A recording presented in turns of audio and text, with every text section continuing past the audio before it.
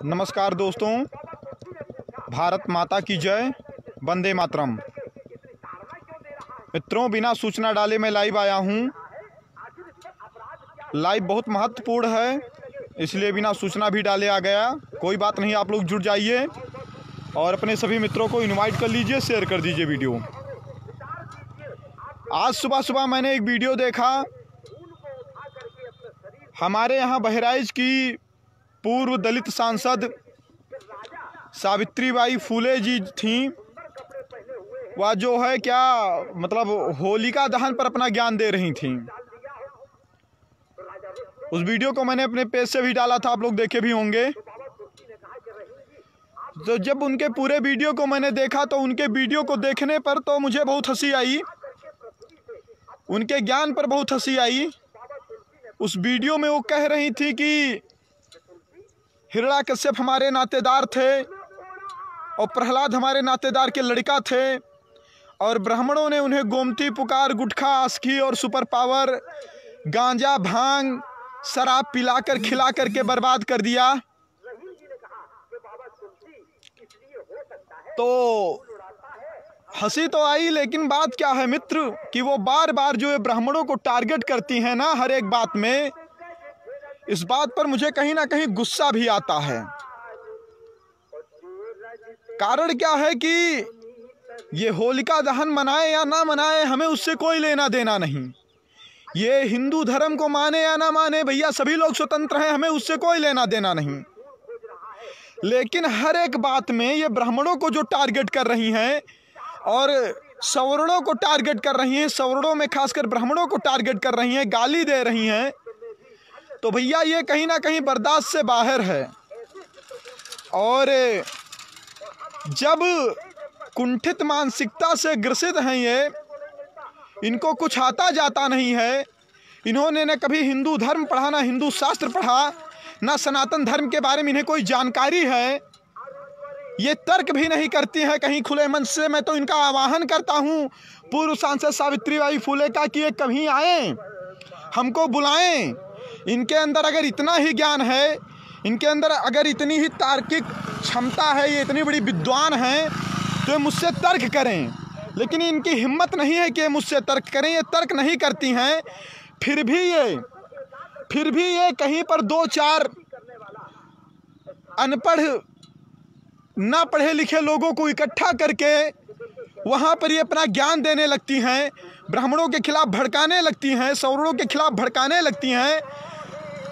तो भैया ये कहीं ना कहीं बर्दाश्त से बाहर है और इनके खिलाफ कड़ा से कड़ा एक्शन लिया जाए। मैं पूरे सवर्ण समाज का आह्वान करता हूँ कि ऐसे कुंठित मानसिकता के लोग अगर समाज में रहेंगे तो ये नफरत पैदा करेंगे। ये लोग समाज में एक दूसरे को लड़ाने का काम कर रही हैं। ये बाबा साहेब के संविधान को सर्वोच्च कहती हैं, लेकिन बाबा साहेब का संविधान कहता है भारत में सबको समानता मिले। फिर भी कहीं ना कहीं एक विशेष जाति, एक विशेष समुदाय की भावनाओं को हमेशा अपने भाषण, अपने शब्दों के द्वारा ठेस पहुंचाती रहती हैं। तो इनके खिलाफ कड़ी से कड़ी कार्यवाही होनी चाहिए।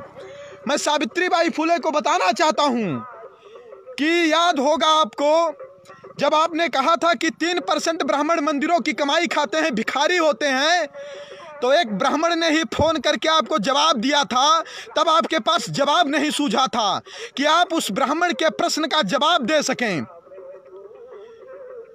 4,34,000 वोट के आसपास में आप चुनाव जीती थी 2014 में, और 2019 में 34,000 वोट पर आपका जमानत जब्त हुआ था। शायद ये सब आप भूल गई हैं। याद रहना चाहिए आपको कि जैसे हम ब्राह्मण हैं, हम पूरे सवर्ण समाज की लड़ाई लड़ते हैं। हम सवर्ण समाज के लोग ना किसी को नाजायज छेड़ते हैं, और अगर कोई नाजायज छेड़ता है तो हम बर्दाश्त भी नहीं करते हैं। आप क्या समझती हो हमको, राजनीतिक पार्टियों का दलाल, कि आप भाजपा में रहोगी तो मैं भाजपाई हूँ तो आपकी चमचागिरी करूँगा, आप कांग्रेस में रहोगी तो मैं कांग्रेसी हूँ आपकी चमचागिरी करूँगा? नहीं, मैं वो ब्राह्मण हूँ, मैं वो सवर्ण हूँ कि मुंह तोड़ जवाब देने की क्षमता रखता हूँ।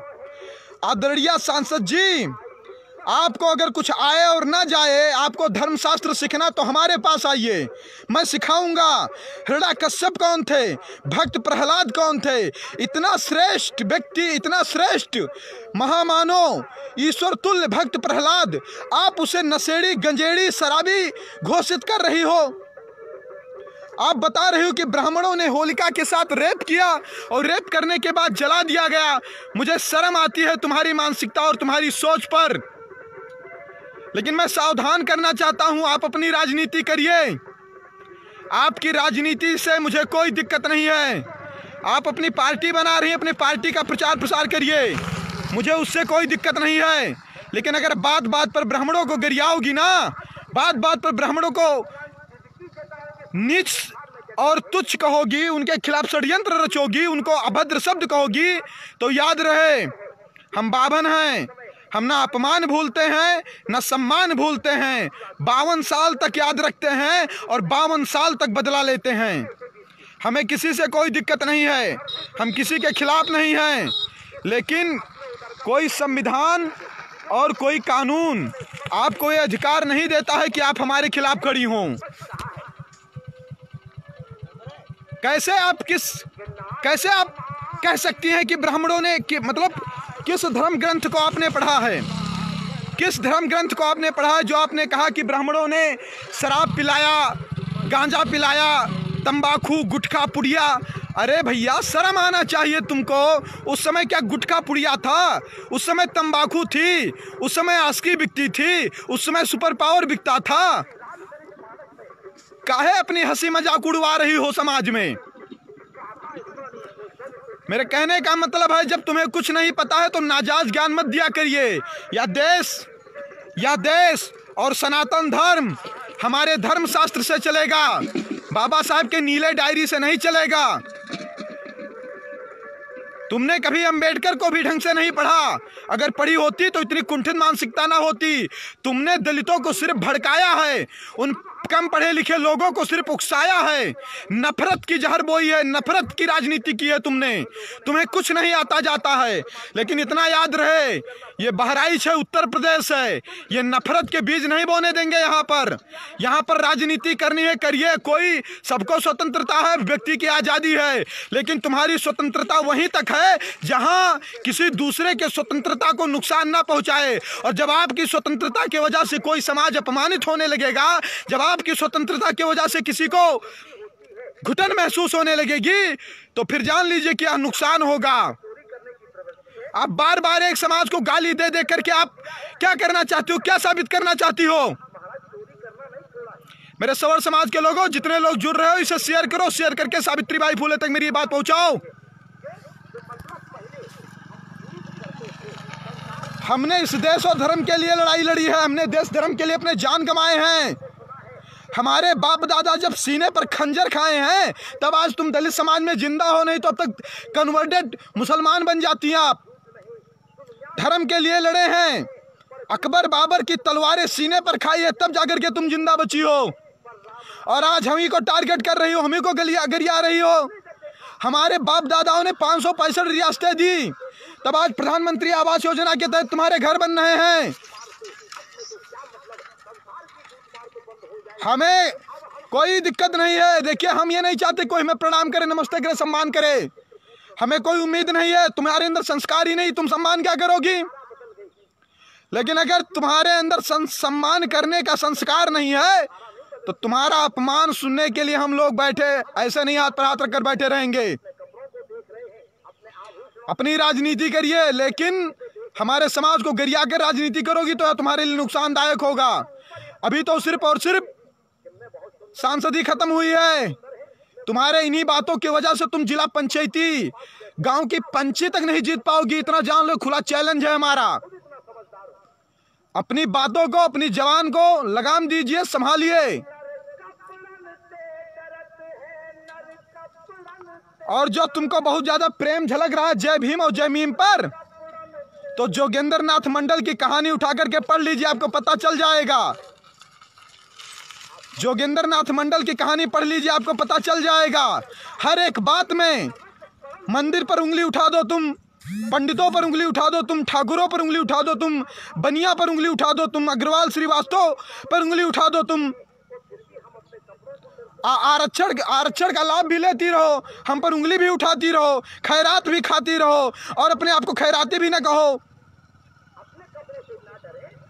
बस मैं इस लाइव वीडियो के माध्यम से सिर्फ आपको इतना बताना चाहता हूं कि आप अपनी राजनीति करिए, अच्छी बात है, लेकिन मनगढ़ंत कहानियां मत सुनाइए लोगों को।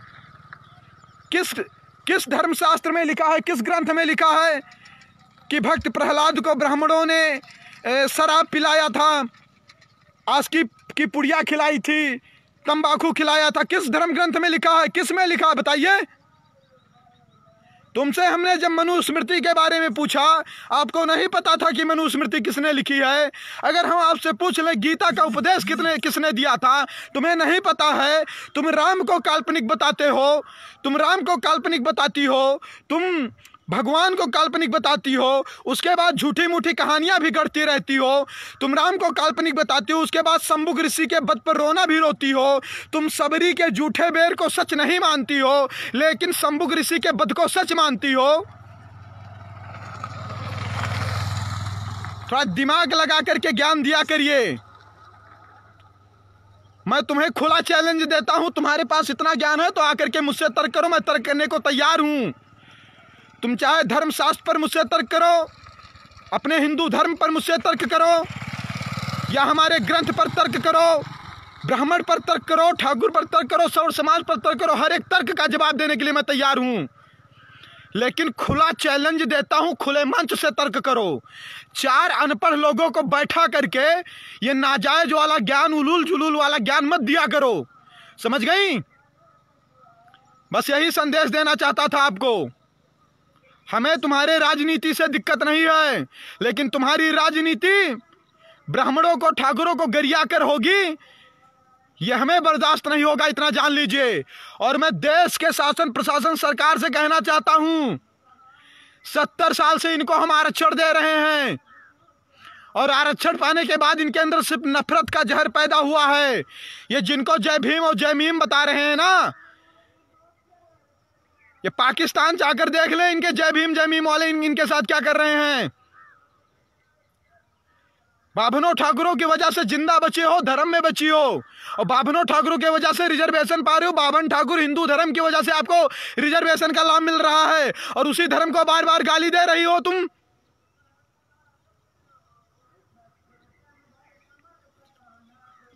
अगर मानसिक संतुलन तुम्हारा सही नहीं है तो जाकर के इलाज करवा लो, अपनी दवाई करवा लो। इलाज के लिए अगर पैसा ना होगा तो बताना, हम लोग चंदा लगा करके तुम्हारा इलाज करवा देंगे। लेकिन दिमाग और अकल को ठिकाने लगा करके किसी समाज को गाली देना, हम वो लोग नहीं है कि पार्टियों की गुलामी चापलूसी करते, हम समाज के स्वाभिमान के लिए लड़ने वाले लोग हैं। और ऐसी ओछी हरकत तुम्हारी कतई बर्दाश्त नहीं करेंगे। जब ना पता हो करे जानकारी ज्ञान, ना धर्म ना शास्त्र ना वेद कभी ना पढ़ा ना पढ़ाया, और आ जाते हो नाजायज का ज्ञान देने। कृपया अपनी बुद्धि को सुधारिए। और एक बार फिर से ये वाम सेफियों का इतिहास पढ़ रही हो, जो ये वाम पंथियों का इतिहास जो पढ़ रहे हो ना, शुद्ध सनातन धर्म को पढ़िए, भारतीय संस्कृति को पढ़िए, शुद्ध मनुस्मृति को पढ़िए, जिसमें जात कर्म के आधार पर होता था, वर्ण व्यवस्था थी। तब जाकर के उंगली उठाने का प्रयास करिए, समझ गई? हम ब्राह्मणों ने तुम्हारा घर खेत जोत रखा है क्या? तुम्हारे घर खेत पर कब्जा कर रखा है क्या? भारत में जो है साला वही आकर के ब्राह्मणों को गरिया दे, ठाकुरों को गरिया दे, कोई मतलब ही नहीं है। मतलब हम लोगों को कोई भी गरिया करके चला जाए, उनके खिलाफ कोई कानून भी नहीं है, और हम उनके अगर जात का तनिक नाम ले लें तो फिर समझ लो हमारे ऊपर कानून लग जाएंगे, SC एक्ट लग जाएगा। सरकार भी आंखें खोले, अपने वोट बैंक की राजनीति के कारण इतना ना गिर जाए कि एक लोकतंत्रात्मक देश को सिर्फ और सिर्फ एक जात विशेष के लिए बनाकर रख दे। बस यही संदेश देना था। और इतने ही शब्दों के साथ मैं अपनी बाड़ी को विराम देना चाहूंगा। बस बताना चाहता हूं कि थोड़ा सोच समझ कर बोला करिए।